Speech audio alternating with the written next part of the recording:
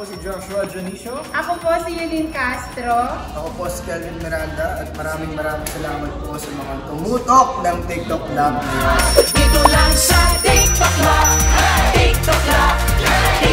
Maraming salamat po sa mga nanood sa amin at sana po napasaya po namin kayo.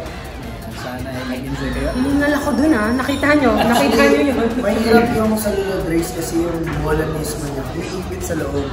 So yung practice ko na start tinubig. Hindi pwede, sobrang daya. Ito yung namin. Mabagal lang pero pabilis ng pabilis kaya hindi mo. Okay lang rin mabilis kumakbo. Yes, masaya, sobrang masaya. Sa ulo ng mga balita, grabe, parang yung intuition ko nung una, ayun na talaga eh. Parang ayaw ko sa balita, pero since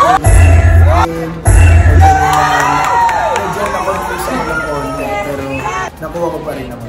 Na-perfect nyo yun, guys. Ang galing na galing.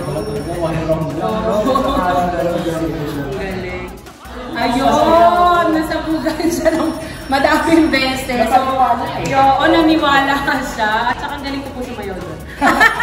Ang galing ko na sayo ko. Nalike mo, syempre masaya nga, no?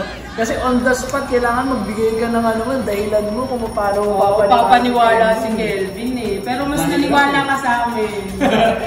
Ayun, asa uto-uto, di ba? Nasa bugan, yan. Tingnan mo, nagtatanggal ako ngayon ng puti sa damit ko, di ba? Feeling ko nagandahan lang sa akin si Kelvin. Ayun, sa akin distra ako dun. Bias.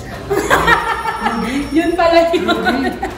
So, ayun po, abangan nyo po ako at si Joshua sa Black Rider. Nandun po kami. Abangan nyo po ako sa mga upcoming shows ni Jenny.